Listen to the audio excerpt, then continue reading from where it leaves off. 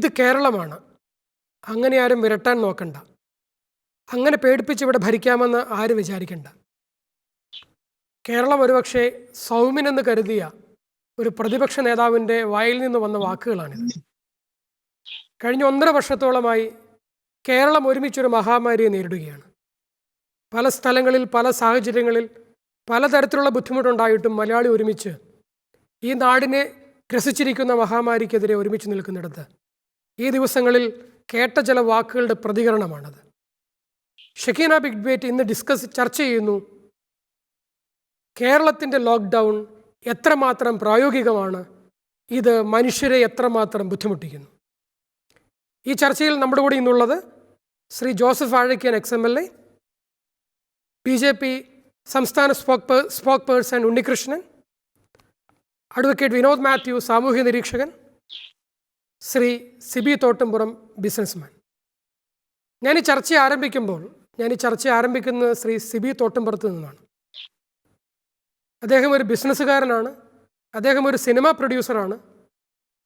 ഒന്ന് ഡിസ്ക്രൈബ് ചെയ്യാമോ, ഒന്ന് പരിചയപ്പെടുത്താമോ കേരളത്തിലെ ബിസിനസ് മേഖലയുടെ ഇന്നത്തെ സാഹചര്യം എങ്ങനെയാണ്? കേരളത്തിലെ ബിസിനസ് മേഖലയുടെ കാര്യം ഇന്ന് നമുക്ക് എല്ലാവർക്കും അറിയാവുന്നതാണ്. വളരെ ഒരു ഗുരുതരമായ പ്രതിസന്ധിയിലൂടെയാണ് ഇന്ന് ഈ വ്യാപാര മേഖല കടന്നു പോകുന്നത്. നമുക്കറിയാവുന്ന പോലെ 2018 പ്രളയം തൊട്ട് വ്യാപാരം മൊത്തം തകർന്ന് വ്യാപാരികൾ വലിയൊരു ബുദ്ധിമുട്ടിലാണ് ഇന്ന് നിൽക്കുന്നത്. കേരളത്തിൽ മൊത്തം പറയുകയാണെങ്കിൽ 14 ലക്ഷത്തോളം വ്യാപാരികൾ, അതില് ഒരു 20,000-ഓളം വ്യാപാരികൾ ഇപ്പോൾ കച്ചവടം നിർത്തിയിരിക്കുക. കാരണം ബിസിനസ് ഇല്ല, നടത്തിക്കൊണ്ട് പോകാൻ ബുദ്ധിമുട്ടാണ്. ഒരു 35,000 കോടിയോളം രൂപ GST ആയിട്ട് ഇവരിൽ നിന്ന് ഗവൺമെന്റിന് ലഭിക്കുന്നതാണ്. ഒരു 2,000 കോടി രൂപയോളം ഈ ചരക്ക് നഷ്ടം സംഭവിച്ചിട്ടുണ്ട്. കാരണം വ്യാപാരം നടത്താതിരുന്ന് അത് ഡെഡ് സ്റ്റോക്ക് ആയി പോയിരിക്കുന്നു. വിൽക്കാൻ കൊള്ളില്ലാത്ത സാധനങ്ങളായിട്ട് ഇത്രയും വ്യാപാരികൾക്ക് നഷ്ടം സംഭവിച്ചിട്ടുണ്ട്.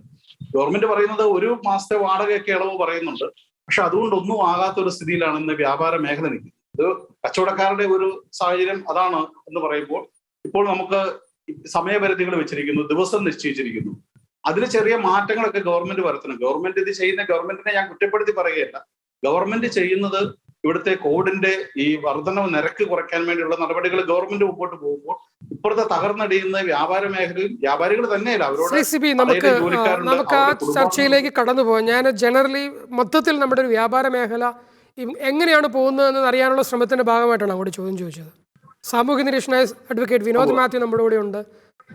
കേരളത്തിനെ മൊത്തത്തിലൊന്ന് എടുത്ത് പരിശോധിച്ചാൽ ഈ കോവിഡ് കാലഘട്ടം കേരളത്തിന് കൊടുത്തിട്ടുള്ള ചില പ്രധാനപ്പെട്ട പ്രതിസന്ധികൾ എന്തൊക്കെയാണെന്നാണ് അഡ്വക്കേറ്റ് വിനോദ് മാത്യു താങ്കൾ കാണുന്നത്?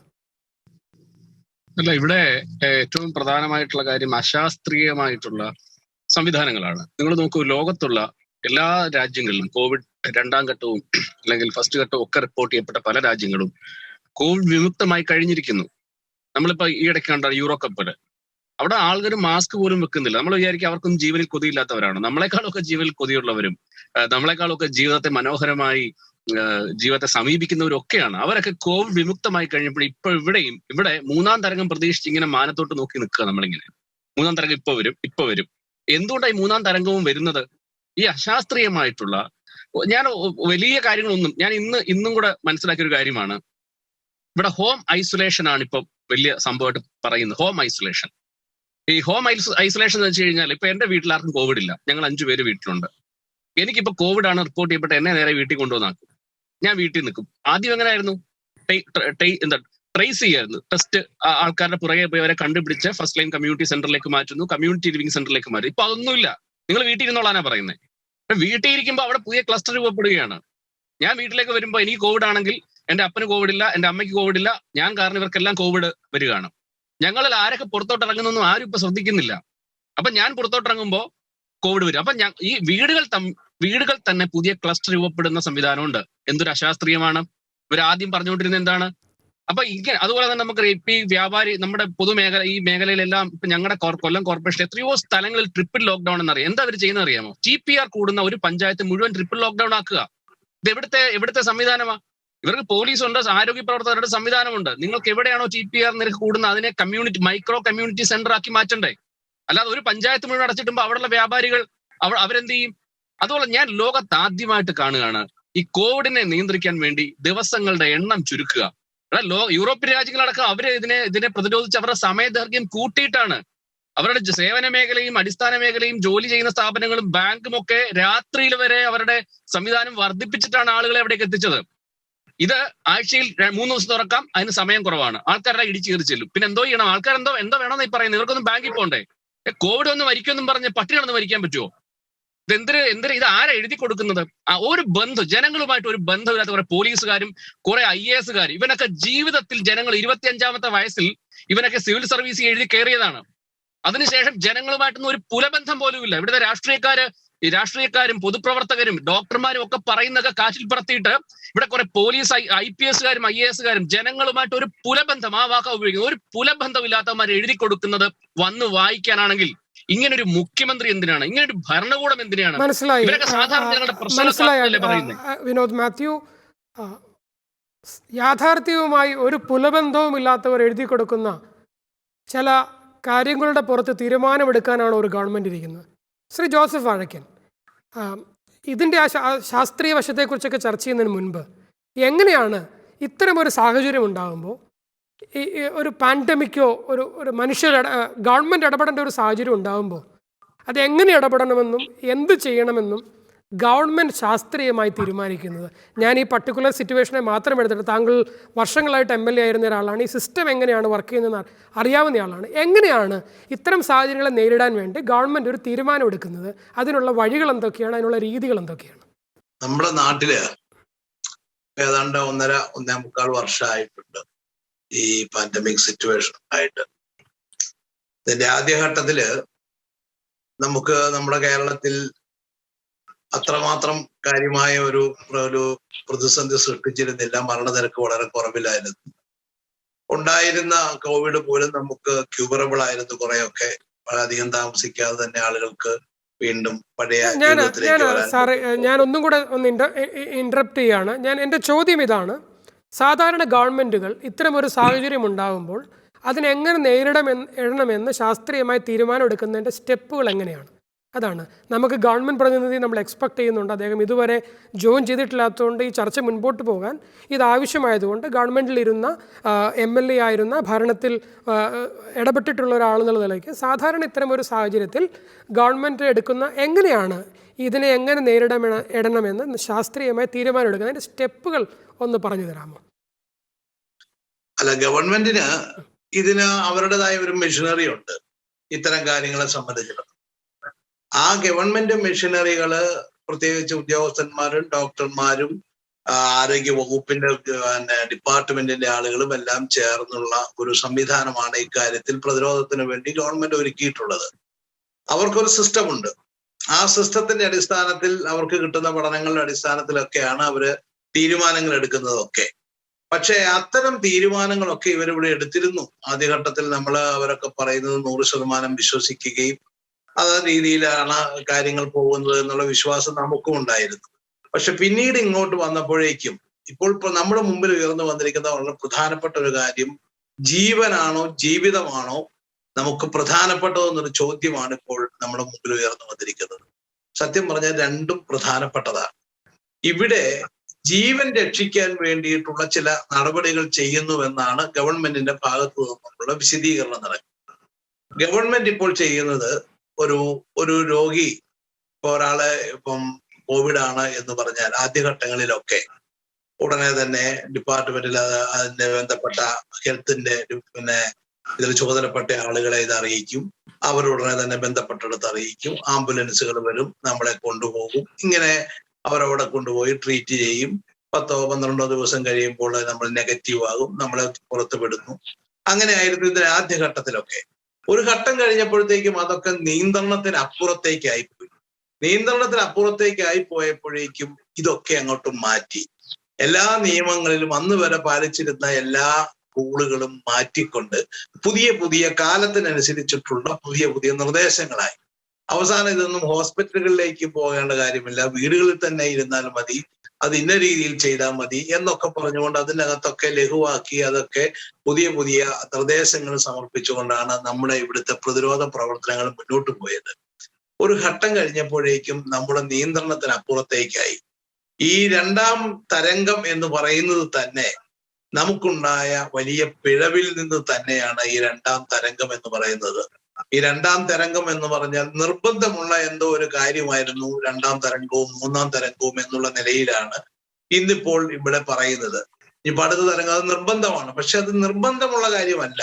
നമ്മൾ ശ്രദ്ധിക്കാതിരുന്ന് വീണ്ടും കോവിഡ് പടർന്നു പിടിക്കുമ്പോൾ അതിനകത്തുണ്ടാകുന്ന ജനിതക വ്യതിയാനം ഉൾപ്പെടെയുള്ള കാര്യങ്ങൾ അവിടെ സംഭവിക്കുകയാണ്. അവിടെ നമ്മൾ ശ്രദ്ധിച്ചു കഴിഞ്ഞാൽ അതിൽ നമുക്ക് ഒഴിവാകാൻ കഴിയുന്നതാണ്. തീർച്ചയായിട്ടും നമ്മൾ ശ്രദ്ധിക്കണം എന്ന വാക്കിലാണ് എൻ്റെ അടുത്ത ചിന്ത വരുന്നത്.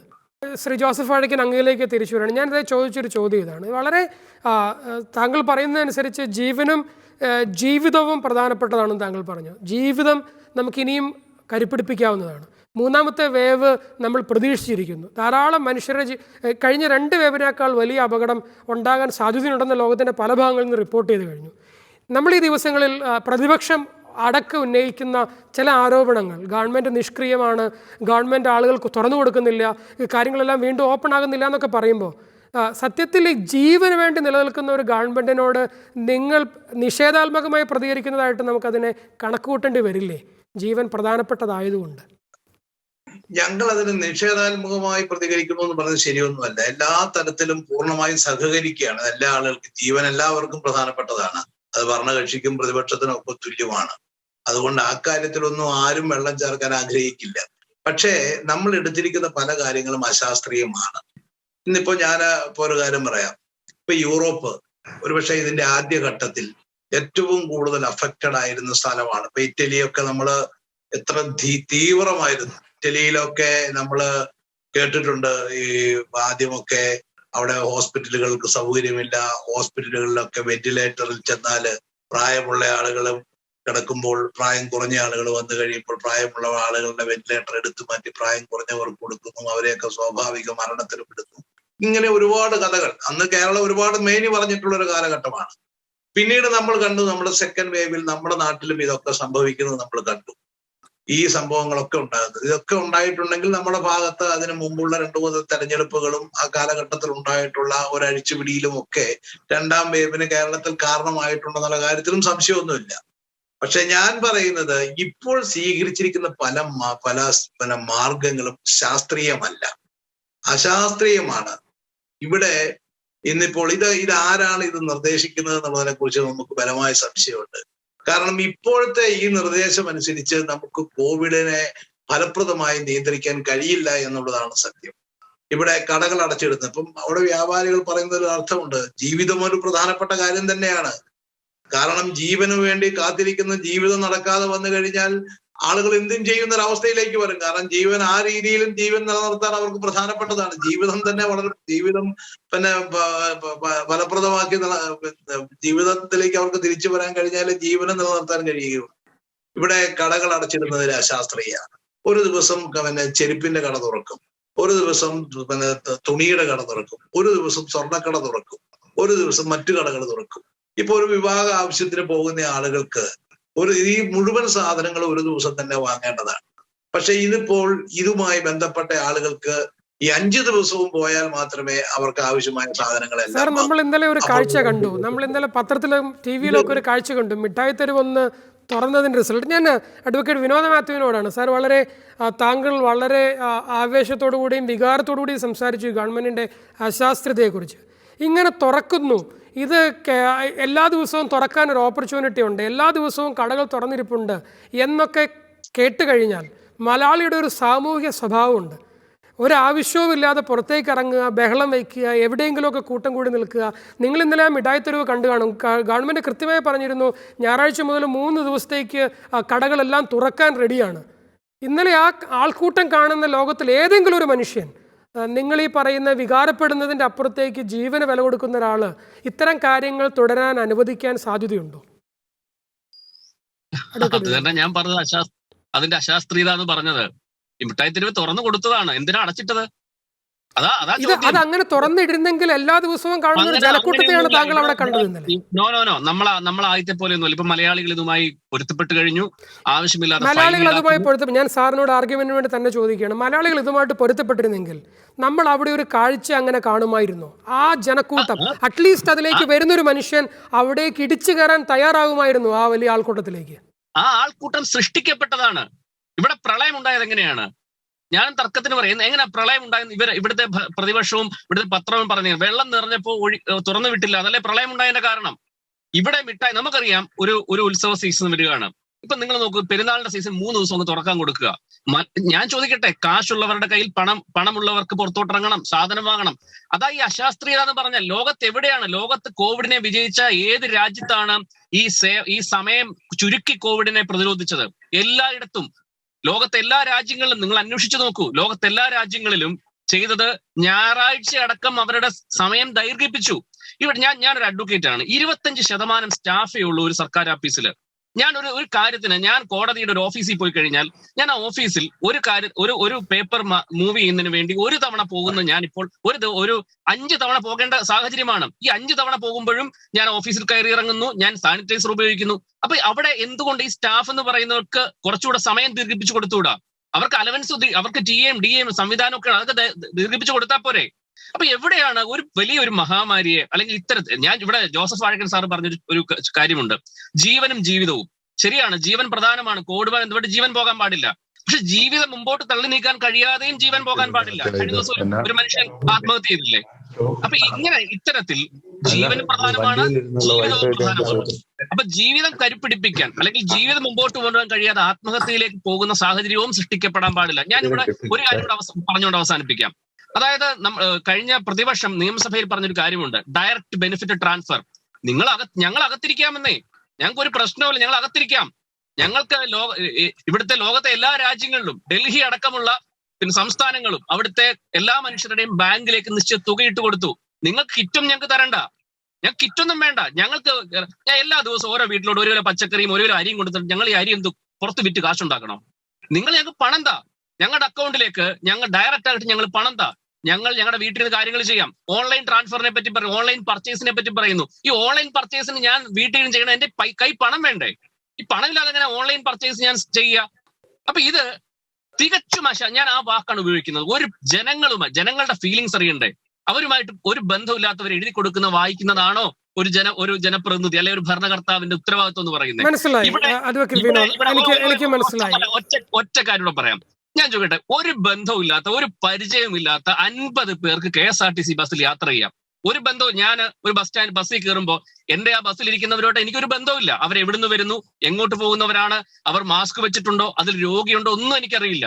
എന്നാൽ കുടുംബങ്ങളുമായി ഒരുമിച്ച് പോകുന്ന, നമ്മളെല്ലാം ഒരു കമ്മ്യൂണിറ്റിയായി നിൽക്കുന്ന ഒരു പള്ളിയിൽ അല്ലെ ഒരു ആരാധനാലയത്തിൽ 15 പേർ കൂടുതൽ ചെല്ലാൻ പാടില്ല. ഇത് എവിടുത്തെ ന്യായമാ? ഇത് ആരാ ഇവന്റെയൊക്കെ തലമണ്ടയ്ക്കകത്തോട്ട് ഇതൊക്കെ പറഞ്ഞു കൊടുക്കുന്ന ആരാണ്? ഇതെന്തൊരു അശാസ്ത്രീയതയാണ്. അഡ്വക്കേറ്റ് സെബാസ്റ്റ്യൻ കുളത്തിങ്കൽ, കേരളം ഇന്ന് ഒരു പുതിയ തീക്കനലിൻ്റെ മുകളിലാണ്. ഒരു സൈഡിൽ ഗവൺമെൻറ് വളരെ ധാർഷ്ട്യമായ ചില വാക്കുകൾ ഉപയോഗിച്ച് ഒരു സമൂഹത്തിനെ മുഴുവൻ ഒറ്റയടിക്ക് മോശക്കാരാക്കുന്നു.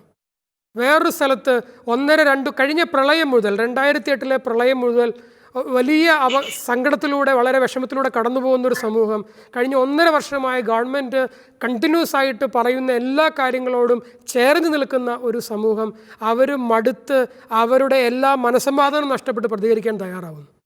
എല്ലാവരും സംസാരിക്കുന്ന ഒരു അശാസ്ത്രീയതയെക്കുറിച്ചിട്ടാണ്, ഇതിൻ്റെ ഒരു അശാസ്ത്രീയ രീതിയെക്കുറിച്ചിട്ടാണ് തീരുമാനങ്ങളുടെ. ഇത്രയൊക്കെ ഒരു പൊതുസമൂഹം ഉറക്കെ സംസാരിച്ചിട്ടും എന്തുകൊണ്ടാണ് ചില കടുംപിടുത്തങ്ങളിൽ ഗവൺമെൻറ് ഇപ്പോഴും തുടർന്നുകൊണ്ടിരിക്കുന്നത്? ഒരു വലിയ സമൂഹം ഇതിനെക്കുറിച്ച് സംസാരിക്കുമ്പോൾ അതിലെന്തെങ്കിലും ശരിയുണ്ടോ എന്ന് ചിന്തിക്കാൻ പോലും തയ്യാറാവാതെ താൻ പിടിച്ച മുയലിന് 3 കൊമ്പ് എന്ന ഒരു ധാർഷ്ട്യത്തിൽ ഗവൺമെൻറ് ഇപ്പോഴും തുടർന്നു പോകുന്നത്. അഡ്വക്കേറ്റ് സെബാസ്റ്റ്യൻ ഒരു ചോദ്യം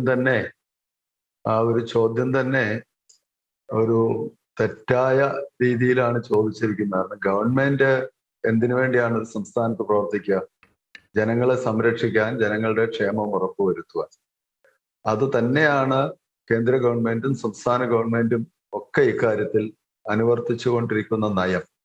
സ്വാഭാവികമായും ഏത് കാര്യത്തിലും നിയന്ത്രണങ്ങൾ വെക്കുമ്പോൾ അതിനെതിരെ ഒരു പ്രതിഷേധം ഉയരുക സ്വാഭാവികമാണ്.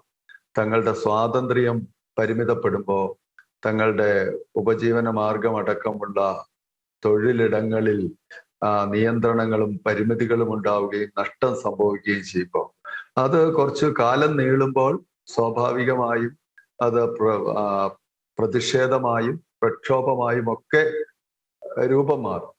ഇവിടെയും ആ രീതിയിലൊക്കെയാണ് സംഭവിച്ചിട്ടുള്ളത്. ഗവൺമെന്റിനെ സംബന്ധിച്ചിടത്തോളം ഒരാളുകളെയും ദ്രോഹിക്കണമെന്നുള്ള കാഴ്ചപ്പാട് ഒരു ജനവിഭാഗത്തോടും ഒരു വൈരാഗ്യ ബുദ്ധിയോ വൈര്യനിര്യാതന ബുദ്ധിയോ ഇല്ല. എല്ലാവരെയും പരമാവധി സംരക്ഷിക്കുകയും എല്ലാവർക്കും ക്ഷേമം ഉറപ്പുവരുത്തുകയുമാണ് ഗവൺമെന്റിന്റെ കാഴ്ചപ്പാട്. അപ്പൊ ആ സതുദ്ദേശത്തിന്റെ ഒരു അന്തസത്ത ഉൾക്കൊണ്ടുകൊണ്ട് വേണം ഇത്തരം നിയന്ത്രണങ്ങളെ നോക്കിക്കാണുവാൻ എന്നാണ് എനിക്ക്. ഞാനത് സമ്മതിക്കുന്നു, 100% സാർ പറഞ്ഞോട് സമ്മതിക്കുന്നു. പക്ഷെ എനിക്ക് ഇതിലെ ഒരു സതുദ്ദേശം ഒന്ന് പറഞ്ഞു തരാമോ സാർ? ആഴ്ചയിൽ തിങ്കളാഴ്ച തുറക്കാം, ചൊവ്വാഴ്ച തുറക്കാൻ പറ്റില്ല, ബുധനാഴ്ച തുറക്കാം, നമുക്ക് ശനിയാഴ്ചയും ഞായറാഴ്ചയും സമ്പൂർണ്ണ ലോക്ക്ഡൗൺ പ്രഖ്യാപിച്ചതിനെ നമുക്ക് ന്യായീകരിക്കാം. മനുഷ്യർ പുറത്തു പോകാതെ യാത്ര ചെയ്യാതെ പറ്റുന്നിടത്തോളം വീട്ടിലിരിക്കാനുള്ള ശ്രമം. പക്ഷേ ഈ ഒന്നിടവിട്ട ദിവസങ്ങളിൽ ഈ സ്ഥാപനങ്ങൾ തുറക്കുന്നതിൽ എന്ത് ശാസ്ത്രീയതയാണ് സാർ പറഞ്ഞു വയ്ക്കുന്നത്? ഞാൻ പറഞ്ഞു അവസാനിപ്പിക്കുന്നതിന് മുമ്പ് ഇടയ്ക്ക് കയറി സംസാരിച്ചാൽ സ്വാഭാവികമായി നമുക്കൊരു ചെറിയ ചർച്ചയല്ലേ സാർ? അപ്പൊ അതുകൊണ്ട് അടുത്ത ചോദ്യങ്ങളിലേക്ക് പോകണമല്ലോ. കണ്ടിന്യൂ ചെയ്തോളൂ സാർ പ്ലീസ്. കൺവേ ചെയ്യാൻ കഴിയും. ഞാൻ പറഞ്ഞത് ആ നിയന്ത്രണങ്ങൾ എന്ന് പറയുന്നത് സാമൂഹിക അകലം പാലിക്കുക എന്നുള്ള അടിസ്ഥാന തത്വം നിലനിർത്താൻ വേണ്ടിയാണ് ഈ നിയന്ത്രണങ്ങളൊക്കെ. അപ്പോൾ സമ്പർക്കം എത്ര കുറയ്ക്കാമോ എന്നുള്ളത് മാത്രമാണ് അതിന്റെയൊക്കെ ഒരു അടിസ്ഥാന ലക്ഷ്യം എന്ന് പറയുന്നത്. ഞായറാഴ്ച തുറക്കത്തില്ല, തിങ്കളാഴ്ച തുറക്കുമ്പോൾ തിങ്കളാഴ്ച ആളുകൾ തമ്മിൽ കാണില്ലേ, തിങ്കളാഴ്ച തമ്മിൽ ഇടവഴിയില്ലേ, അപ്പോൾ തിങ്കളാഴ്ചയും ഞായറാഴ്ച എന്നൊക്കെ ഒരു ചോദിച്ചാൽ സ്വാഭാവികമായും അല്ല, എനിക്ക് അതിന്റെ ഒരു സയന്റിഫിക് വശം മാത്രം പറഞ്ഞാൽ മതി സാർ. ഒന്നിനാണ് ദിവസങ്ങൾ തുറക്കുന്നത് കൊണ്ട് എന്താണ് മാറ്റം വരാൻ പോകുന്നത് അത് മാത്രം ഒന്ന് അറിഞ്ഞാൽ മതി. സമ്പർക്കം പരമാവധി കുറയ്ക്കുക. അപ്പൊ പക്ഷേ ഈ 2 ദിവസത്തെ ഒരു മനുഷ്യന്റെ കാര്യങ്ങളെല്ലാം അയാൾ അല്ലെങ്കിൽ ഒരു പറ്റം ആളുകൾ 2 ദിവസം കൊണ്ട് തീർക്കേണ്ട കാര്യങ്ങൾ ഒറ്റ ദിവസം തീർക്കാൻ വേണ്ടി ശ്രമിക്കുമ്പോൾ അല്ലേ സാർ കൂടുതൽ സമ്പർക്ക പ്രശ്നം ഉണ്ടാവുന്നത്? അല്ല, അത് രണ്ടും തമ്മിൽ തുലനം ചെയ്യുമ്പോൾ സ്വാഭാവികമായും താരതമ്യേന ലഘുവായ അപകടം എന്ന് പറയുന്നത് കുറഞ്ഞ ബുദ്ധിമുട്ട് എന്ന് പറയുന്നത് ഒരു ദിവസം അടച്ചിട്ടിട്ട് മറ്റൊരു ദിവസം തുറക്കുമ്പോൾ തന്നെയാണ്. എല്ലാ ദിവസവും ആകുമ്പോൾ ആളുകൾ തമ്മിൽ ഈ നിയന്ത്രണങ്ങൾ എന്നുള്ളതിന് തന്നെ യാതൊരു പ്രസക്തിയും ഇല്ലാതെ പോവുകയാണ്. ഇവിടെ മുമ്പ് സൂചിപ്പിച്ചതുപോലെ ആളുകൾ ജീവിച്ചിരിക്കുക എന്നുള്ളതും രോഗഗ്രസ്തരാകാതിരിക്കുക എന്നുള്ളതാണ് പരമമായ ലക്ഷ്യം. അതിനുവേണ്ടി സ്വാഭാവികമായും നമ്മൾ കുറച്ച് ത്യാഗം സഹിക്കേണ്ടി വരും എന്നുള്ളത് ഉൾക്കൊള്ളാൻ തയ്യാറാവുക എന്നുള്ളതാണ് ഇവിടെ. ഞാൻ ഈ പറഞ്ഞതെല്ലാം അംഗീകരിക്കാൻ ജോസഫ് വാഴക്കനിലെ എനിക്കിപ്പോഴും കിട്ടി. നമുക്ക് ചർച്ച കണ്ടിന്യൂ ചെയ്യാം. ഞാൻ ശ്രീ ജോസഫ് വാഴക്കനിലേക്ക് വരാണ്. എനിക്കിപ്പോഴും ഒരു സംശയം, നമ്മുടെ ബിവറേജസിന്റെ മുൻപിൽ എന്തുകൊണ്ടാണ് നമുക്ക് ഈ നിയമങ്ങൾ അല്ലെങ്കിൽ ഇങ്ങനെ ഒരു പ്രശ്നം ഉണ്ടാകുമെന്ന് ബിവറേജസിന് മുമ്പിൽ നിൽക്കുന്ന ആളുകൾ മനസ്സിലാക്കുന്നില്ല. ജോസഫ് വാഴക്കൻ, ശ്രീ സെബാസ്റ്റ്യൻ കുളത്തിങ്കൽ പറഞ്ഞത് വളരെ കൃത്യമായ ചിന്തയിൽ നിന്നാണെന്ന് ഞാൻ മനസ്സിലാക്കുന്നു. എല്ലാ ദിവസവും തുറക്കുമ്പോൾ ഉണ്ടാകുന്ന സമ്പർക്ക പ്രശ്നം നമുക്ക് എത്രമാത്രം നമ്മളതിനെ എതിർത്താലും ആളുകൾക്ക് പുറത്തിറങ്ങാനുള്ള സമയത്തിൻ്റെ ഇടവേള കുറയുന്നതിനനുസരിച്ചിട്ട് ആ സമ്പർക്കത്തിൻ്റെ സാധ്യത കുറഞ്ഞു വരും. അതൊരു ശാസ്ത്രീയമായ ചിന്ത തന്നെയല്ലേ? ഈ പറയുന്നത് അത്ര പൂർണ്ണമായും ശരിയാണെന്ന് എനിക്ക് തോന്നുന്നില്ല.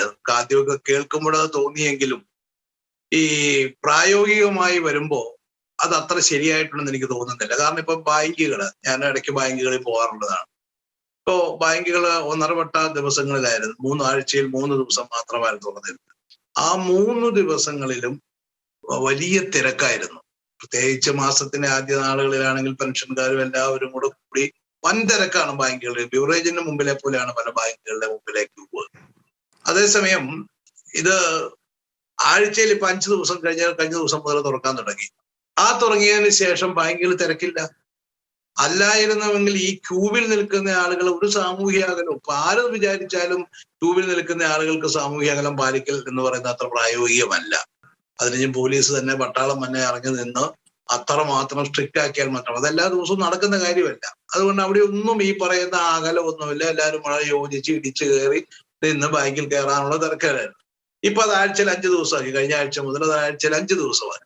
അപ്പോൾ എല്ലാ ബാങ്കിലും ആ തിരക്ക് വളരെ കുറഞ്ഞു. ആളുകൾക്ക് സോഷ്യൽ ഡിസ്റ്റൻസിങ്ങിൽ പാലിക്കാനും ഡിസ്റ്റൻസിങ് പാലിക്കാനും അവർക്ക് അവിടെ സമാധാനത്തോടെ പോകാനും കാര്യങ്ങൾ നടത്തി പോകാനും കഴിയുന്നുണ്ട്. സമയം ദീർഘിപ്പിക്കുന്നത് കൊണ്ടോ അല്ലെങ്കിൽ എല്ലാ ദിവസവും തുറന്നുകൊണ്ടുണ്ടായ ഒരു ഗുണം ഞാൻ നേരിൽ കണ്ടിട്ടുള്ളത് എനിക്ക് ബോധ്യപ്പെട്ട ഒരു കാര്യമാണ്. അതുപോലെ ബീവറേജിന്റെ കാര്യം പറഞ്ഞു. ബീവറേജ് കാര്യം സംസ്ഥാന സർക്കാർ തന്നെ അതിങ്ങനെ ഓപ്പൺ ചെയ്ത് കൊടുത്തിട്ട് അത് പിന്നെ ബാറുകൾ ഉൾപ്പെടെയുള്ളിടത്തൊക്കെ കൂടുതൽ അതിനിടയിൽ ലാഭം ഉണ്ടാക്കാൻ ശ്രദ്ധിക്കേണ്ടത്. കോവിഡ് കാലഘട്ടത്തിൽ ബിവറേജ് കോർപ്പറേഷൻ കൂടുതൽ ലാഭം ഉണ്ടാക്കാൻ വേണ്ടി ബാറുകാരുടെ കയ്യിൽ നിന്ന് കൂടുതൽ ലാഭം പ്രതീക്ഷിച്ച് ആ ബാറുകളെല്ലാം അടപ്പിച്ചിട്ട് ബിവറേജിന്റെ ഔട്ട്ലെറ്റുകൾ മാത്രം തുറന്ന് അവിടെ വഴി കൂടുതൽ ലാഭം കോർപ്പറേഷൻ ഉണ്ടാക്കാൻ വേണ്ടി നടത്തിയ ഒരു ശ്രമമാണ് കഴിഞ്ഞ ഒരു വലിയ ദുരന്തം നമ്മൾ എല്ലാ സ്ഥലത്തും കണ്ടത്.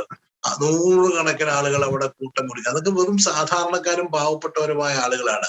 ഇതിനെക്കുറിച്ച് വലിയ ധാരണകളൊന്നും ഇപ്പോഴും കൃത്യമായി കിട്ടാത്ത ആളുകളാണ്. ഇതിന്റെ ഒരു ഗൗരവത്തെക്കുറിച്ച് തന്നെ പൂർണ്ണമായും മനസ്സിലാക്കിയിട്ടില്ലാത്തവരാണ്. അപ്പൊ അവിടെയൊക്കെ ഭരണകൂടം തന്നെയാണ് ഇടപെട്ട് അത്തരം സാഹചര്യങ്ങൾ ഒഴിവാക്കേണ്ടത്. ഇത് തുറക്കുന്നുണ്ടെങ്കിൽ അത് പരമാവധി ആളുകൾക്ക് ഈ രീതിയിൽ ക്യൂ ഉണ്ടാക്കാത്ത രീതിയിൽ തുറക്കാൻ ശ്രമിക്കണം, അല്ലെങ്കിൽ അത് തുറക്കണ്ടായി എന്ന് വെക്കണം. ഇതാണ് ചെയ്യേണ്ടിയിരുന്നത്. പക്ഷെ അത് തുറക്കുകയും വേണം, ലാഭം വേണം താനും. അതിനിടയിൽ ബാക്കിയുള്ള ആളുകൾക്കെല്ലാം റെസ്ട്രിക്ഷൻസ് വരുന്നു. പിന്നെ പള്ളികളിൽ പോകാൻ പാടില്ല, അവിടെ 20 പേർ താഴെ പാടുള്ളൂ, മറ്റു ആരാധനാലയങ്ങൾ അത്രേ പാടുള്ളൂ എന്ന് പറയുകയും ഇവിടെ ഒക്കെ 100 കണക്കിന് ആളുകൾ വരുമ്പോൾ അതിനെ ഒന്നും എതിർക്കാതിരിക്കുകയും ചെയ്യുമ്പോഴേക്കും ഈ ആളുകൾക്ക് ഇതൊന്നും ഉൾക്കൊള്ളാൻ കഴിയാതെ വരും. തീർച്ചയായിട്ടും ശ്രീ ജോസഫ് വാഴക്കൻ, തീർച്ചയായിട്ടും ശ്രീ സിബി താങ്കൾ അവിടെ ഉണ്ടെങ്കിൽ എൻ്റെ ഒരു ചോദ്യത്തിന് താങ്കൾ മറുപടി പറയുമെന്ന് ഞാൻ വിചാരിക്കുന്നു. ശ്രീ അഡ്വക്കേറ്റ് സെബാസ്റ്റ്യൻ കുളത്തിങ്കൽ പറഞ്ഞത് മാക്സിമം സമ്പർക്കം കുറയുന്നിടത്താണ് നമ്മൾക്ക് ഈ അപകടം മാക്സിമം കുറയ്ക്കാൻ പറ്റുന്നതെന്നാണ് അദ്ദേഹം പറഞ്ഞു വെച്ചത്. നമ്മൾ ധാരാളം എല്ലാ കടകളും കൂടെ ഒരുമിച്ച് തുറക്കുന്നൊരവസ്ഥ വരുന്നു, എല്ലാ കടയിലേക്കും ആളുകൾ വരുന്നൊരവസ്ഥ വരുന്നു. സ്വാഭാവികമായിട്ടും അത് നമ്മളിപ്പോൾ ഒരു 1.5 വർഷമായി തുടർന്നുകൊണ്ട് വരുന്ന ഒരു പ്രോസസ്സിനെ ഭയങ്കരമായിട്ട് ബാധിക്കാൻ സാധ്യതയുണ്ട്. മനുഷ്യരെല്ലാം എല്ലാ കടകളിലും കയറി ഇറങ്ങുന്നു, എവിടുന്ന് വേണമെങ്കിലും അവർക്ക് ഇൻഫെക്റ്റഡ് ആകാമെന്നൊരു സാഹചര്യം വരുന്നു. അങ്ങനെ വരുന്ന സാഹചര്യത്തിൽ അത് അപകടം കൂടാനുള്ള സാധ്യതയുണ്ട്. ഗവൺമെൻറ് പറയുന്നതിന് വളരെ കൃത്യമായ ഒരു കാരണമുണ്ട് അങ്ങനെ എല്ലാ കടകളും എല്ലാ ദിവസവും തുറക്കണ്ട എന്ന് പറയുന്നതിന്. പക്ഷേ നിങ്ങൾ എന്തുകൊണ്ടാണ് ഇതിനെ ഇപ്പോൾ അടച്ചെതിർക്കുന്നത്? പറ്റില്ല, ഞങ്ങൾക്കെല്ലാം തുറന്നേ പറ്റൂ എന്നൊക്കെ പറഞ്ഞ് അടച്ചെതിർക്കുന്നത്?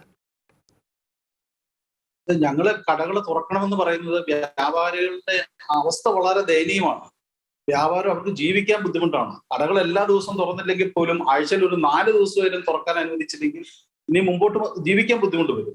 വ്യാപാരികളോട് ബന്ധപ്പെട്ട് നിൽക്കുന്ന അവിടുത്തെ തൊഴിലാളികളുണ്ട്, അവരുടെ കുടുംബങ്ങളുണ്ട്, എത്രയോ ആൾക്കാരുണ്ട്. ഇവരെല്ലാം ജീവിക്കണ്ടേ നാട്ടിൽ? ഞങ്ങൾക്ക് എന്താ വേറെ വരുമാനം ഇരിക്കുന്നത്? എല്ലാ വ്യാപാരികളും ലോണുകളും കാര്യങ്ങളുമായിട്ട് മുമ്പോട്ട് പോകുന്നു. ഇതൊക്കെ ഈ ലോൺ അടയ്ക്കാനൊക്കെ കൃത്യമായിട്ട് അടച്ചില്ലെങ്കിൽ ബാങ്കുകാരെല്ലാം അവർ പ്രശ്നങ്ങളുമായിട്ട് അവർ വരും, ജപ്തി നടപടികൾ, ഇതെല്ലാമായിട്ട് അവർ മുമ്പോട്ട് പോവുക. വ്യാപാരികൾ എന്ത് ചെയ്യും? ഒരു 4 ദിവസമായാലും വ്യാപാര സ്ഥാപനങ്ങൾ ആഴ്ചയിൽ തുറന്ന് ഒരു 10 മണി വരെയും സമയം തരികയാണെങ്കിൽ ഈ പ്രശ്നങ്ങൾക്ക് ഒരു ശാശ്വത പരിഹാരമാകുന്നതാണ് എനിക്ക് താൽക്കാലികമായിട്ടുണ്ട്. പക്ഷേ ഈ കടകളിലേക്കൊക്കെ വീണ്ടും കടകളെല്ലാം ഓപ്പൺ ആവുകയും മനുഷ്യരെല്ലാം കടകളിലേക്ക് വരികയും ചെയ്യുന്നൊരു സാഹചര്യം ഉണ്ടായാൽ അത് ഈ പ്രശ്നം കൂടുതൽ സങ്കീർണമാക്കി അല്ലേ ഉള്ളൂ മിസ്റ്റർ സിബി? നമ്മൾ ശ്രമിക്കുന്ന ഗവൺമെന്റ് തീരുമാനം എടുത്തിരിക്കുന്ന കാര്യങ്ങൾ, അതായത് കോവിഡ് കൂടുതൽ പടരാതിരിക്കാൻ വേണ്ടിയാണ് ഇത് ചെയ്തിരിക്കുന്നത്. പക്ഷെ അതോടൊപ്പം തന്നെ ഇപ്പം ജോസഫ് വാഴക്കൻ ചോദിച്ച പോലെ ജീവിതമാണോ ജീവനാണോ വലുതെന്നുള്ള ആ സംഭവം ഇവിടെ കിടക്കുകയാണ്. ജീവൻ രക്ഷിക്കാൻ ഞങ്ങൾ ശ്രമിക്കുമ്പോൾ ഞങ്ങൾക്ക് ജീവിക്കണ്ടേ? എങ്ങനെ ഞങ്ങൾ ജീവിക്കും? ശ്രീ ഉണ്ണികൃഷ്ണൻ, ഇന്നും ഇന്നലെയൊക്കെയായിട്ടൊരു പുതിയ ഓർഡർ ഗവൺമെന്റ് പുറത്തിറങ്ങി. ഈ വരുന്ന 3 ദിവസം തിങ്കൾ, ചൊവ്വ, ബുധൻ മലബാറിലുള്ള എല്ലാ കടകളും തുറക്കാം ബക്രീദുമായിട്ട് ബന്ധപ്പെട്ട്. ഇതൊരു പ്രീണനത്തിന്റെ അപ്പുറത്തേക്ക് ഒരു വലിയ അപകടം പതിയിരിക്കുന്ന ഒന്നല്ലേ? ഇതിൽ ഈ വിഷയത്തില് 2 തലത്തിലാണ് കാണുന്നത്. ഒന്ന്, ഈ കോവിഡിന്റെ 2ാം തരംഗം നിയന്ത്രിക്കുന്ന കാര്യത്തിൽ സർക്കാർ സമ്പൂർണ്ണമായി പരാജയപ്പെട്ടിരിക്കും. അതിന് കാരണം അശാസ്ത്രീയമായ കോവിഡ് നിയന്ത്രണങ്ങളാണ്. ICMRയുടെയോ WHO നിർദ്ദേശങ്ങൾക്കനുസരിച്ചല്ലാതെ സർക്കാർ നിയോഗിച്ച ഒരു ടീം, ആ ടീമിന്റെ ശാസ്ത്രീയത എത്രയുണ്ടെന്ന് പരിശോധിക്കപ്പെട്ടതാണ്. ആ ടീമിന്റെ നിർദ്ദേശം അനുസരിച്ച് കോവിഡ് മാനദണ്ഡങ്ങൾ നിശ്ചയിക്കുന്നു. ആ കോവിഡ് മാനദണ്ഡങ്ങൾ നിശ്ചയിച്ച മാനദണ്ഡങ്ങൾ പാളിപ്പോകുന്നു. അതിന്റെ ഫലമായി താങ്കൾ നേരത്തെ സൂചിപ്പിച്ചാൽ മിഠായിത്തെരുവ് അടക്കമുള്ള സ്ഥലങ്ങളിൽ ആയിരക്കണക്കിന് ആളുകൾ യാതൊരു തരത്തിലുള്ള SMS അല്ലെങ്കിൽ സാമൂഹ്യ അകലം ഇല്ലാതെ വരുന്നു. അതിന്റെ ഒരു സൂപ്പർ സ്പ്രെഡിലേക്ക് നീങ്ങുന്നു. ഇങ്ങനെയൊക്കെ ആയിട്ടും ഇപ്പൊ കേരളത്തിലെ രാജ്യത്ത് ഇന്നലെ 41,157 പേർക്കാണ് കോവിഡ് ബാധിച്ചത് ഇന്നലെ. അതിൽ കേരളത്തില് 16,148 പേർ എന്ന് പറഞ്ഞാൽ ഏകദേശം 40% പേരും കേരളത്തിലാണ്. ഇതിലാകെ മരിച്ച 518 പേരാണ് ഇന്ത്യയിൽ. അതിൽ 114 പേരും കേരളത്തിലാണ്. എന്ന് പറഞ്ഞാൽ ഈ സർക്കാർ നിശ്ചയിച്ച ഈ മാനദണ്ഡങ്ങൾ, കോവിഡ് മാനദണ്ഡങ്ങൾ എല്ലാം പാലിച്ചുകൊണ്ട് മുന്നോട്ട് പോയിട്ടും സമ്പൂർണ്ണമായ പരാജയത്തിലേക്ക് നീങ്ങുന്നു എന്ന് നമ്മൾ കൃത്യമായി കാണാൻ സാധിക്കും. വ്യാപാരികളുടെ ആത്മഹത്യയിലേക്ക് ഇന്നലെയാണ് പാലക്കാട് ഒരു ലൈറ്റ് ആൻഡ് സൗണ്ടറിന്റെ ഉടമസ്ഥൻ ആത്മഹത്യ. ഇപ്പൊ സർക്കാരിന്റെ മാനദണ്ഡങ്ങളും അതുപോലെ തന്നെ സർക്കാർ നിശ്ചയിച്ചിട്ടുള്ള കോവിഡ് മാനദണ്ഡങ്ങളും ശാസ്ത്രീയമായ രീതിയിലും വിജയപ്രദമായ രീതിയിൽ ഇതൊന്നും സംഭവിക്കില്ലായിരുന്നു എന്നുള്ളതാണ് അത് നമുക്ക് കൃത്യമായിട്ട് അറിയിച്ചത്.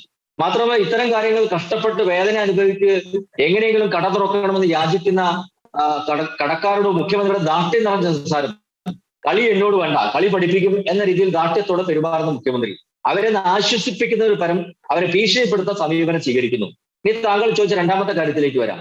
ഇപ്പൊ ഈ ബക്രീദുമായി ബന്ധപ്പെട്ട് ഇപ്പൊ വലിയ ഇളവുകൾ കൊടുത്തിരിക്കുന്നു. തിങ്കൾ, ചൊവ്വ, ബുധൻ ദിവസങ്ങൾ എല്ലാ നിയന്ത്രണവും, ഈവൻ ഡി സോണിലടക്കം, കണ്ടെയ്ൻമെന്റ് സോണിലടക്കം നിയന്ത്രണങ്ങൾ പിൻവലിച്ചുകൊണ്ട് എല്ലാ തരത്തിലുള്ള ഇളവുകളും കൊടുത്തിരിക്കുന്നു. ഇതേ ഇളവുകൾ വരാൻ പോകുന്ന ഓണത്തിന് നൽകുമോ? ഇതേ ഇളവുകൾ ക്രിസ്തുമസിന് നൽകുമോ? ഞാനൊരു ഉദാഹരണം ചൂണ്ടിക്കാണിക്കാം. ഇപ്പോ സംസ്ഥാന തലത്തിൽ ജില്ലാ കളക്ടർമാർക്ക് ഈ നിയന്ത്രണങ്ങൾ നിർദ്ദേശിക്കാനുള്ള അനുവാദമുണ്ട്. മലപ്പുറം ജില്ലയിലെ കളക്ടർ റംസാൻ കാലഘട്ടത്തിൽ ഒരു നിയന്ത്രണം ഏർപ്പെടുത്തി. ആരാധനാലയങ്ങൾ തുറക്കാൻ പാടില്ല എന്നൊരു ജില്ലാ കളക്ടർ ഗോപാലകൃഷ്ണൻ ഏർപ്പെടുത്തിയ സമയത്ത് അതിനെതിരെ അദ്ദേഹത്തെ സൈബർ ആക്രമണം നടത്തി, വലിയ ഭീഷണി ഉണ്ടായി. നിങ്ങളെന്താ മഹാരാജാവല്ല, തമ്പ്രാൻ ഭരണമല്ല എന്ന് പറഞ്ഞ് അദ്ദേഹത്തെ ഭീഷണിപ്പെടുത്തി. അതിന്റെ പശ്ചാത്തലത്തിൽ അദ്ദേഹം പിറ്റേ ദിവസം തന്നെ പത്രസമ്മേളനം നടത്തി ആ ഇളവുകളെല്ലാം പിൻവലിച്ചു. അപ്പൊ ഇളവുകൾ ആർക്കു വേണ്ടിയാണ്, അല്ലെങ്കിൽ അങ്ങനെ പിൻവലിക്കുമ്പോൾ ആർക്കു വേണ്ടിയാണ് ഇളവുകൾ പിൻവലിക്കുമ്പോൾ? അതാണ് രണ്ടാമത്തെ കാര്യത്തിൽ സൂചിപ്പിക്കുന്നത്. ഇപ്പൊ ഉത്തർപ്രദേശ് ഗവൺമെന്റ് അവിടുത്തെ കാവടിയാട്ട പരിപാടികൾ നിരോധിച്ചു. ഹൈക്കോടതിയുടെ നിർദ്ദേശം അനുസരിച്ച് അവിടുത്തെ മതപരമായ ഉത്സവമായിട്ടുള്ള കാവടിയാട്ട പരിപാടികൾ നിരോധിച്ചു, ഒഴിവാക്കി. മതപരമായ ഉത്സവം വേണമെങ്കിൽ അവർക്ക് അനുവാദം കൊടുക്കാമായിരുന്നു. ഇവിടെയും നമ്മൾ കാണേണ്ട ഒരു കാര്യം, ആഘോഷങ്ങളാണോ ജീവനാണോ വലുത്? ഒരു 3 ദിവസത്തെ വലിയ ബക്രീദ് ആഘോഷം നടത്തി, എല്ലാവരും പള്ളിയിലൊക്കെ പോയി എല്ലാവരും ആഘോഷങ്ങളൊക്കെ നടത്തി, അത് കഴിഞ്ഞ് ജീവൻ വേണ്ടേ? ജീവൻ ഉണ്ടെങ്കിൽ ജീവിതമുള്ളൂ എന്നാണ് പ്രധാനമന്ത്രി ആദ്യം തന്നെ ലോകത്തോട് പറഞ്ഞത്. അപ്പൊ ജീവൻ ഉണ്ടെങ്കിൽ ജീവിതമുള്ളൂ. ഈ തരത്തിലുള്ള അനിയന്ത്രിതമായ ജനക്കൂട്ടത്തെ ഒരുമിച്ച് കൂടുതൽ മിഠായിത്തൊരു ജനങ്ങളുടെ ജീവൻ അപകടത്തിലേക്കാണ് പോകുന്നത്. അതുകൊണ്ടാണ് സൂചിപ്പിച്ചത് മതപരമായ വിവേചനം ഇതിലുണ്ടോ എന്ന് ആരെങ്കിലും സംശയിച്ചാൽ തെറ്റ് പറയാനാവില്ല, അതിൽ തെറ്റ് പറയാം. ശ്രീ ജോസഫ് വാഴക്കൻ, ശ്രീ ഉണ്ണികൃഷ്ണൻ പറഞ്ഞു വെച്ച ഒരു കാര്യമുണ്ട്. ഒരു മതത്തിൻ്റെ പ്രത്യേക ആഘോഷത്തിന് കൊടുക്കുന്ന സമയം അല്ലെങ്കിൽ അതിന് കൊടുക്കുന്ന ഇളവ് മറ്റ് മതങ്ങൾ ആഘോഷിക്കുന്നുവെന്ന് വിചാരിക്കുന്ന ആഘോഷങ്ങൾ കൊടുക്കേണ്ട. ഞാൻ പറഞ്ഞ അതൊരു അപകടം പിടിച്ച സ്റ്റേറ്റ്മെൻറ്റാണ് എന്ന് ഞാൻ വിചാരിക്കുന്നു. യഥാർത്ഥത്തിൽ ഈ ഒരു പ്രശ്നം ഗവൺമെൻറ് സീരിയസ് ആയിട്ട് കാണുന്നുണ്ടെങ്കിൽ ആഘോഷങ്ങളും ഉത്സവങ്ങളും പരിപാടികളും ഒക്കെ ഒന്ന് മാറി നിൽക്കട്ടെ, ഒരു സമയം കഴിഞ്ഞിട്ട് നമ്മൾക്ക് ശാന്തമായിട്ടത് ചെയ്യാമെന്ന സ്ട്രോങ് വിൽ പവർ അല്ലേ ഗവൺമെൻറ്? ഇത് ഒറിജിനൽ ഒരു പ്രഷറിൻ്റെ പുറത്ത് മാത്രം എടുക്കുന്ന തീരുമാനങ്ങളല്ലേ? അങ്ങനെ എടുക്കാൻ തീരുമാനിക്കുന്ന ഒരു ഗവൺമെൻറ്റിന് എന്ത് അസ്തിത്വമാണ് അല്ലെങ്കിൽ എന്ത് അടിത്തറയാണുള്ളത്? ഇതിനകത്തൊക്കെ ഒരുപാട് അശാസ്ത്രീയത ഉണ്ട്. ഇവിടെ ഇപ്പോൾ ഏതെങ്കിലും ഒരു മതത്തിന് മാത്രമല്ല, മിക്കവാറും കേരളത്തിലെ എല്ലാ മതങ്ങൾക്കും അവരവരുടെ ഉത്സവങ്ങൾക്ക് വേണ്ടിയിട്ടുള്ള ഇളവുകൾ അനുവദിക്കാറുണ്ട്. അത് ഏതെങ്കിലും പ്രത്യേക മതത്തിന് മാത്രമായിട്ട് എന്ന് പറയുന്നത് മറ്റൊരു ലക്ഷ്യത്തോടു കൂടിയാണ് ഉണ്ണികൃഷ്ണൻ പറഞ്ഞതെന്ന് എനിക്ക് പറയേണ്ടി വരും. നമ്മുടെ സംസ്ഥാനത്ത്, നമ്മുടെ രാജ്യത്തെ സംബന്ധിച്ചിടത്തോളം ഏറ്റവും പ്രധാനപ്പെട്ട കാര്യം, ഇപ്പൊ ഞാൻ ആദ്യം നേരത്തെ പറഞ്ഞു വന്നത് യൂറോപ്പിന്റെ കാര്യമാണ്. ഏറ്റവും വലിയ പ്രതിസന്ധി യൂറോപ്പായിരുന്നു. നമ്മളെല്ലാം യൂറോപ്പിനെ നോക്കി ഇനി യൂറോപ്പ് ഉണ്ടാവുമെന്ന് പോലും ആദ്യഘട്ടത്തിൽ അന്തം വിട്ടുപോയി ശ്രദ്ധിച്ചതാണ്. മാർപ്പാപ്പായൊക്കെ ഒറ്റയ്ക്ക് വഴിയെ നടന്നു പോകുന്നതും ഒരു മനുഷ്യജീവി പോലും ഇല്ലാതെയൊക്കെ റോമിലൂടെ പോകുന്നതൊക്കെ നമ്മൾ കണ്ട്, വത്തിക്കാനിലൂടെ പോകുന്നത് കണ്ട് നമ്മൾ പോലും അന്ന് അത്ഭുതത്തോടെ നോക്കി നിന്നതാണ്. അവിടെ നിന്നൊക്കെ തിരിച്ചു വന്ന് ഇപ്പൊ നമ്മൾ യൂറോ ഫുട്ബോൾ കണ്ടു. അവിടെ മാസ്ക് പോലും ഇല്ലാതെ ആയിരങ്ങൾ അവിടെ വന്ന് നിൽക്കുന്ന രീതിയിലേക്ക് യൂറോപ്പ് മാറി എങ്കിൽ അതെങ്ങനെ സാധിച്ചു എന്നുള്ളതിനെ കുറിച്ചൊരു പഠനം നമുക്കും ആവശ്യമായി. ഇവിടെ ആ രീതിയിലുള്ള ശാസ്ത്രീയമായ പഠനങ്ങളും ശാസ്ത്രീയമായ നടപടികളും ഉണ്ടാവണം. അവിടെ ജീവിതത്തിന്റെ പ്രശ്നം ഉണ്ടായ ആളുകൾക്ക്, പക്ഷേ ജീവിതത്തിന്റെ പ്രശ്നങ്ങൾ ഉണ്ടായപ്പോൾ ഗവൺമെന്റ് അവർക്ക് സപ്പോർട്ട് കൊടുത്തു. കേന്ദ്ര ഗവൺമെന്റിന് അത് ചെയ്യാൻ കഴിയും. ഇപ്പോൾ തന്നെ നമ്മുടെ ജനങ്ങളെ എത്രയോ ആണ് ഇപ്പം പെട്രോളിയം ഉൽപ്പന്നങ്ങൾക്കൊക്കെ അതിഭയങ്കരമായ ടാക്സ് ഏർപ്പെടുത്തി എത്രയോ വലിയ കൊള്ളയാണ് നടത്തിക്കൊണ്ടിരിക്കുന്നത്. അതുപോലെ തന്നെ ഇപ്പൊ വാക്സിനേഷൻ ആണെങ്കിലും ഗവൺമെന്റ് ഇപ്പോഴാണല്ലോ ഒരുപാട് സമ്മർദ്ദത്തിന് ശേഷമാണ് സൗജന്യമായിട്ട് കൊടുക്കാൻ തീരുമാനിച്ചത്. അപ്പൊ കേന്ദ്ര ഗവൺമെന്റിനെയൊക്കെ സംബന്ധിച്ചിടത്തോളമാണ് ഇത് ജീവിതം നിലനിർത്താൻ പല രീതിയിൽ സഹായിക്കാൻ കഴിയും ഈ ദുരിതത്തിന്റെ കാലഘട്ടത്തിൽ. പല രാജ്യങ്ങളിലും യൂറോപ്പും അമേരിക്കയും കാനഡയും ഒക്കെ ഇവിടെ നിന്ന് പോയിരിക്കുന്ന കുട്ടികൾക്ക് പോലും പഠിക്കുന്നതിന് അവർക്ക് ഈ ലോക്ക്ഡൌണിന്റെ കാലഘട്ടത്തിൽ അവർക്ക് സ്റ്റൈഫൻഡ് കൊടുത്തിരിക്കുന്ന സാഹചര്യങ്ങളൊക്കെ ഉണ്ട്. ഒരുപക്ഷെ നമ്മളെ കൊണ്ട് കഴിയില്ലായിരിക്കാം. പക്ഷേ നമുക്ക് വാക്സിനേഷൻ മാക്സിമം കൊണ്ടുവരാനുള്ള വഴിയാണ് നോക്കേണ്ടത്, ഇത്തരം കുറുക്കു വഴികളെക്കാൾ കൂടുതൽ. അതിനുള്ള മാർഗങ്ങൾ ചെയ്യാതെ അന്ന് ആദ്യം ഉണ്ടാക്കിയ വാക്സിനുകൾ മുഴുവൻ നമ്മൾ അന്യരാജ്യങ്ങളിലേക്കെല്ലാം കയറ്റി അയച്ച് അവസാനം ഇവിടെ വാക്സിനേഷൻ ഇപ്പോൾ പോലും ഒരു 30% പോലും ആകാത്ത ഒരു സാഹചര്യം നമ്മുടെ സംസ്ഥാനത്ത് പോലും ഉണ്ട്, രാജ്യത്തും ഉണ്ട്. ഇതാണല്ലോ ഇപ്പോഴത്തെ ഏറ്റവും വലിയ പ്രതിസന്ധി. ഇത് പരമാവധി കൊണ്ടുവരികയും ലോകം ഓരോ സ്ഥലത്തും പ്രത്യേകിച്ച് യൂറോപ്പും അമേരിക്കയും ഒക്കെ ഇപ്പോൾ ആ കാര്യത്തിൽ അവർ നേടിക്കൊണ്ടിരിക്കുന്ന വിജയം നമ്മുടെയും കണ്ണു തുറപ്പിക്കേണ്ടതാണ്. ആ നിലയിൽ അവിടെയൊക്കെ ഏതൊക്കെ മാർഗങ്ങളാണ് സ്വീകരിച്ചതെങ്കിൽ അതൊക്കെ പഠിക്കേണ്ടതും കൂടിയുണ്ട്. ആദ്യഘട്ടത്തിലൊക്കെ നമ്മളെ കണ്ടു പഠിക്കണം, ടീച്ചറെ കണ്ടു പഠിക്കണം എന്നൊക്കെ പറഞ്ഞുകൊണ്ട് ഇവിടെ ചാനലുകളിലും മാധ്യമങ്ങളിലൊക്കെ വലിയ പ്രചരണങ്ങൾ നടത്തിയിരുന്ന ആളുകള് ഇപ്പോൾ അവിടെ നമ്മൾ നോക്കി പഠിക്കേണ്ട അവസ്ഥ. അന്ന് നമ്മൾ പറഞ്ഞതാണ് ഇത് ഇവിടെ കിടന്ന് ഈ മേനി പറയുന്നതിനൊക്കെ വരട്ടെ, എന്താണ് സംഭവിക്കുന്നതിനെ കുറിച്ച് നമുക്ക് ഇപ്പോൾ പറയാനാവില്ല. ദൈവത്തോട് പ്രാർത്ഥിക്കുക കൂടുതൽ പ്രതിസന്ധികൾ ഉണ്ടാവാതിരിക്കാൻ. പക്ഷെ നമ്മൾ ഭയപ്പെട്ടത് തന്നെ സംഭവിച്ചു. ലോകത്ത് പല സ്ഥലങ്ങളിലും എല്ലായിടവും നിയന്ത്രണത്തിലേക്ക് വരുമ്പോൾ നമ്മൾ കൈവിട്ടു പോകുന്ന അവസ്ഥയിലേക്ക് കാര്യങ്ങൾ വന്നിട്ടുണ്ട്. അത് ലാഘവ ബുദ്ധിയായിരുന്നു. അത് BBC ഉൾപ്പെടെയുള്ള പല മാധ്യമ സ്ഥാപനങ്ങളും ഒക്കെ നേരത്തെ തന്നെ നമുക്ക് മുന്നറിയിപ്പ് നൽകിയിരുന്നതാണ്. ഈ തരത്തിൽ ലാഘവ ബുദ്ധിയോടെ ആദ്യഘട്ടത്തിൽ നമ്മൾ വലിയ പ്രചരണങ്ങൾ നടത്താൻ പോയാൽ നമ്മൾ കേരളം ഒരു ശവപ്പുറമ്പായി മാറും. തീർച്ചയായിട്ടും ലാഘവത്വം ഒഴിവാക്കണം, വളരെ ശാസ്ത്രീയമായ ചിന്തകളിലൂടെ കടന്നു പോകണം. ഒറ്റ അവസാനം ശ്രീ സിബിയോടൊരു ചോദ്യം ചോദിച്ച് നമുക്ക് അവസാനത്തിലേക്ക് വരാം. ശ്രീ സിബി, ഇപ്പോൾ ഏറ്റവും കൂടുതൽ ചർച്ച ചെയ്യുന്നത് ലോക്ക്ഡൗണിന് മുമ്പുള്ള അല്ലെങ്കിൽ ആദ്യത്തെ ലോക്ക്ഡൗൺ കാലത്ത് ഗവൺമെൻറ് ധാരാളം കാര്യങ്ങൾ ചെയ്തിരുന്നു. നമുക്ക് മൊറട്ടോറിയം പ്രഖ്യാപിച്ചു, അങ്ങനെ ധാരാളം കാര്യങ്ങൾ, വ്യവസായികളെ പോലും സപ്പോർട്ട് ചെയ്യുന്ന ധാരാളം കാര്യങ്ങൾ നടന്നു. ഈ ഒരു കാലം, രണ്ടാമത്തെ വേവിൻ്റെ കാലത്ത് അല്ലെങ്കിൽ ഇലക്ഷന് ശേഷമുള്ളൊരു കാലത്ത് നമ്മൾ നോക്കുമ്പോൾ പ്രത്യേകിച്ചൊന്നും ഗവൺമെൻറ് ഒരു കാര്യത്തിൽ ഇടപെടുന്നില്ല. വ്യാപാരികൾ എന്ന നിലയ്ക്ക് ഈ ബഹളം വയ്ക്കുന്നതിൻ്റെ അപ്പുറത്തേക്ക് വളരെ സിസ്റ്റമാറ്റിക്കായി വളരെ കൃത്യമായ ഗവൺമെൻറ്റിൻ്റെ കണ്ണു തുറപ്പിക്കാൻ, നിങ്ങളുടെ പ്രശ്നങ്ങളിലേക്ക് ഗവൺമെൻറ്റിൻ്റെ ശ്രദ്ധ കൂടുതൽ കൊണ്ടുവരാൻ എന്തെങ്കിലുമൊക്കെ മാർഗങ്ങൾ, എന്തെങ്കിലുമൊക്കെ പ്രത്യേക പദ്ധതികൾ വ്യാപാരി വ്യവസായിയുടെ പക്കൽ നിന്നുണ്ടാകുന്നുണ്ടോ? അതെന്തൊക്കെയാണ്? ഇതിപ്പോൾ ഞാൻ ആദ്യം തന്നെ പറഞ്ഞ കാര്യമാണ്, ഞങ്ങള് വലിയ ബുദ്ധിമുട്ട് കടന്നു പോവാണ്. ഈ വ്യാപാരികളെ സഹായിക്കാനായിട്ട് ഗവൺമെന്റ് ഈ കഴിഞ്ഞ ദിവസം തന്നെ മുഖ്യമന്ത്രിയുമായി നടത്തിയ ചർച്ചയിൽ വളരെ അനുഭവപൂർണ്ണമായ നിലപാടാണ് മുഖ്യമന്ത്രി സ്വീകരിച്ചത്. വ്യാപാരികളുടെ ബുദ്ധിമുട്ടുകളൊക്കെ അദ്ദേഹം മനസ്സിലാക്കി. അതോടൊപ്പം തന്നെ നമ്മുടെ ബഹുമാനപ്പെട്ട സെബാസ്റ്റ്യൻ കുളത്തങ്കൽ MLA ഉണ്ട്, അദ്ദേഹമൊക്കെ നിയമസഭയിൽ ഇത് ഉന്നയിക്കണം. വ്യാപാരികൾ ഇന്ന് വലിയ കടക്കണിയിലും ബുദ്ധിമുട്ടുകളിലും ആണ്. വ്യാപാരികൾ തന്നെയല്ല, ഇവിടുത്തെ കൃഷിക്കാര്, തൊഴിലാളികൾ എല്ലാം ബുദ്ധിമുട്ടാണ്. അടിയന്തരമായി ഇവിടുത്തെ ജപ്തി നടപടികൾ ഒരു വർഷത്തേക്ക് നിർത്തിവെച്ചെങ്കിൽ, ഇല്ലെങ്കിൽ ഇന്നിപ്പോ 11 വ്യാപാരികൾ ഇവിടെ കേരളത്തിൽ ആത്മഹത്യ ചെയ്തിരിക്കുകയാണ്. കടബാധ്യത കൂടുതൽ ആത്മഹത്യകൾ, കൂടുതൽ ആൾക്കാരെ കച്ചവടം നിർത്തും. അങ്ങനെ ഈ കേരളത്തിന്റെ സാമ്പത്തിക സ്ഥിതി തന്നെ തകരാറാകുന്ന സ്ഥിതിയിലേക്ക് കാര്യങ്ങൾ പോവുകയാണ്. അപ്പൊ അതിനൊരു തടയിടാനുള്ള നടപടികൾ ഉണ്ടാകാനായിട്ട് നിയമസഭയിലൊക്കെ ഒരു സബ്മിഷനായിട്ട് അദ്ദേഹം ഉന്നയിച്ച് ആ കാര്യങ്ങളൊക്കെ നടപ്പാക്കി തരണം. അല്ലെങ്കിൽ വ്യാപാരികൾ ഇവിടെ ഇല്ലാത്ത ഒരു സാഹചര്യം ഉണ്ടാകും. തീർച്ചയായും നല്ല സപ്പോർട്ട് കിട്ടുന്നുണ്ട്. ഓക്കെ, നമുക്ക് ധാരാളം മരണങ്ങൾ ഉണ്ടാകാൻ സാധ്യതയുള്ള കാലഘട്ടമാണ് വരുന്നത്. ഇന്നലെ മരിച്ച ലൈറ്റ് ആൻഡ് സൗണ്ടിലെ ആളടക്കം പല മരണങ്ങളുടെ എണ്ണം കണ്ടിട്ടാണോ ഗവൺമെൻറ് തീരുമാനമെടുക്കേണ്ടത്? ആളുകൾ മരിച്ചു വീഴണോ ഗവൺമെൻറ് തീരുമാനമെടുക്കാൻ?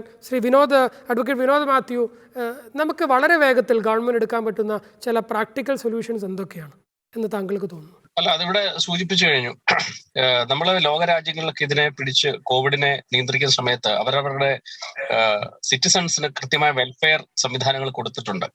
നമ്മളിവിടെ ബാങ്ക് ബാലൻസ് ഉള്ളവർക്കും കൃത്യമായ പെൻഷൻ കിട്ടുന്നവർക്കും ശമ്പളം കിട്ടുന്നവർക്കും ഗൾഫിൽ നിന്ന് വിദേശങ്ങളിൽ പണം അയച്ചു കിട്ടാൻ സാധ്യതയുള്ളവർക്കൊന്നും ഈ ലോക്ക്ഡൌണും ഈ കടയടപ്പമൊന്നും പ്രശ്നമില്ല. ഇവിടെ ആരെയാണ് ഏറ്റവും കൂടുതൽ ബാധിക്കുന്നത്? ദിവസക്കൂലി 74 ലക്ഷം പേർക്കാണ് തൊഴിൽ നഷ്ടപ്പെട്ടിട്ടുള്ളത്. ദിവസക്കൂലിക്ക് ജോലി ചെയ്യുന്നവര്, അതുപോലെ തന്നെ പ്രൊഫഷണലായി ജോലി ചെയ്യുന്നവര്, ഇങ്ങനെയുള്ള വലിയ അടിസ്ഥാന വർഗത്തിൽപ്പെട്ട ഒരുപാട് പേർ ജോലിയില്ലാതെ കൂലിയില്ലാതെ ജീവിക്കുകയാണ്. അപ്പൊ 2 തരം കാറ്റഗറി ഉള്ള ആൾക്കാർക്ക് ഈ കിറ്റ് കൊടുത്തതുകൊണ്ട് മാത്രം അടിസ്ഥാന വർഗത്തിൽ കുറച്ചു നാൾ ഭക്ഷണം കഴിക്കാം എന്നുള്ളതിന്റെ അപ്പുറത്തേക്ക് അവർക്ക് സാമ്പത്തികമായ ഹെൽപ്പുകൾ ഗവൺമെന്റ് ഭാഗം നേരിട്ടുണ്ടാകുക എന്നുള്ളതാണ് പരമപ്രധാനമായ കാര്യം. മറ്റൊരു കാര്യം ഇവിടെ സൂചിപ്പിച്ചതുപോലെ നമുക്കറിയാം വാടകയിലൊന്നും കുറയ്ക്കുന്നില്ല, വണ്ടികൾ ഓടുന്നില്ല, നികുതി കുറയ്ക്കപ്പെടുന്നില്ല, പിന്നെ ഈ ഹോട്ടലുകളും മറ്റ് സ്ഥാപനങ്ങളും നടത്തി പോകുന്നവർക്ക് ഇലക്ട്രിസിറ്റി ബില്ലിൽ ഇളവുകളില്ല. ഇവരിതെല്ലാം അടച്ചിട്ടിരിക്കുകയാണ്. അപ്പൊ ഇത്തരത്തിലുള്ള ഒരു വർഷം, അതുപോലെ പലിശരഹിത വായ്പകൾ കൊടുക്കാൻ സന്നദ്ധമാകണം ബിസിനസ് ചെയ്യുന്നവർക്ക്. അവർക്ക് പലിശയില്ലാതെ ഇത്ര കാലത്തേക്ക് ഇവർക്കുണ്ടാവുന്ന ഈ പറയുന്ന ഇതിനെ വരുമാന നഷ്ടത്തെ അതുപോലെ GSTയുടെ വരുമാന നഷ്ടം വരാൻ പോകുന്നു. ഇവിടെ പ്രളയത്തിന് സെസ് ഏർപ്പെടുത്തിയ ഗവൺമെന്റ് ആണ്. പ്രളയം ഉണ്ടായതിന് അതിൽ നിന്ന് കരകയറാൻ 1% സെസ് ഏർപ്പെടുത്തിയ ഗവൺമെന്റ് ആണ്. മിക്കവാറും ഈ കോവിഡ് കാലഘട്ടം കഴിയുമ്പോൾ ഈ വ്യാപാരികളുടെ മേലിൽ നിന്ന് ഈ കോവിഡ് സെസ്സും കൂടെ ഏർപ്പെടുത്തി അതുകൂടെ പിടിയാനുള്ള സാധ്യത കാണുന്നുണ്ട്. അപ്പൊ ഇത്തരത്തിലുള്ള ഗവൺമെന്റിന് വരുമാനം കിട്ടുന്ന കാര്യങ്ങൾ, ഈ പ്രത്യേകിച്ച് നികുതി ഇനത്തിൽ വരുമാനം കിട്ടുന്ന കാര്യങ്ങളിൽ ഇളവ് കൊടുക്കുകയും അടിസ്ഥാനപരമായ ജനങ്ങൾക്ക് ജീവിക്കാൻ പണം നേരിട്ട് അവരുടെ കയ്യിലേക്ക് എത്തിക്കുകയും ചെയ്യുന്ന വെൽഫെയർ സംവിധാനം ഉണ്ടാവണം. അങ്ങനെയാണ് ലോകരാഷ്ട്രങ്ങൾ ഈ തരുണത്തിൽ ഈ സാഹചര്യത്തിൽ അവരുടെ പൗരന്മാരെ സേവ് ചെയ്തത്, രക്ഷിച്ചെടുത്തത്. അത്തരത്തിലുള്ള എന്തായാലും ബാലഗോപാൽ നിയമസഭയിൽ പറഞ്ഞു, എന്തായാലും കടവാണ്, മുടിയാൻ പോവാണ്, അവിടുന്ന് ഇവിടുന്ന് പണം എടുത്താണ് ജീവിക്കുന്നത്. അങ്ങനെയാണെങ്കിൽ ഈ കാര്യത്തിനല്ല നഷ്ടം കൂടെ അതിനകത്ത് അങ്ങ് സഹിക്കണം. പിന്നെ ഇവിടെ ശ്രീ MLA ഇത് കേൾക്കുന്നുണ്ട്. അദ്ദേഹം പറഞ്ഞൊരു കാര്യം, ഈ നിയന്ത്രണങ്ങളൊക്കെ പിന്നെ ഇത്തരത്തിലല്ല. നിയന്ത്രണം എന്ന് പറയുമ്പം സാർ ഒരു കാര്യം, സാർ നിയമസഭയിൽ, എനിക്കറിയാം സാർ അഡ്വക്കേറ്റ് ആണ്, നിയമസഭയിൽ അഭിഭാഷകർ പോലും അനുഭവിക്കുന്ന പ്രശ്നങ്ങൾ നിയമസഭയിൽ സബ്മിഷനായിട്ട് പറഞ്ഞ അങ്ങയുടെ വലിയ ബഹുമാനവും ആദരവും ഒരു അഡ്വക്കേറ്റ് എന്നല്ല എനിക്കുണ്ട്.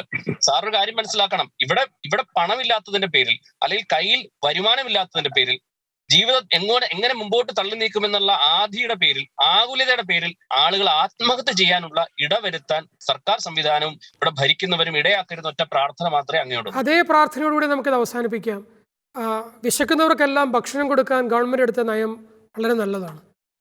ഇന്ത്യ ഗവൺമെൻറ് പണം മുടക്കി വാക്സിൻ എടുക്കണമെന്ന് ആവശ്യപ്പെട്ടപ്പോൾ സൗജന്യമായി ഞങ്ങൾ വാക്സിൻ കൊടുക്കും എന്ന് പറഞ്ഞതും അഭിനന്ദനാർഹമാണ്. പക്ഷേ ഇതിൻ്റെയൊക്കെ അപ്പുറത്തേക്ക് മനുഷ്യന് ജീവിച്ച് മുൻപോട്ട് പോകണം. ശാസ്ത്രീയത നഷ്ടപ്പെടുന്ന ഏത് വാശിയുടെ പുറത്തായാലും, ഏത് നിബന്ധനയുടെ പുറത്തായാലും, ഏത് വിശ്വാസത്തിൻ്റെ പുറത്തായാലും, ശാസ്ത്രീയമല്ലാതെ എടുക്കുന്ന തീരുമാനങ്ങൾ കൊണ്ട് ഒരു വലിയ സമൂഹത്തിന് മുഴുവൻ അപകടമുണ്ടാകുന്നുണ്ടെങ്കിൽ അത് വീണ്ടും റീതിങ്ക് ചെയ്യാൻ ഗവൺമെൻറ് തയ്യാറാകണം. ഈ മിഷനറി മുഴുവൻ തയ്യാറാകണം. നമുക്ക് ഒരുമിച്ച് മുൻപോട്ട് പോകണം. ഈ ഒരു പാൻഡമിക്കിനെ, ഈ കോവിഡ് എന്ന മഹാമാരിയെ നമുക്ക് ഒരുമിച്ച് നേരിടാം. നന്ദി. Advocate Sebastian Kulathinkal, Shri Joseph Vazhakkan, Shri Unnikrishnan, advocate Vinod Mathew, Shri Sibi, thank you so much.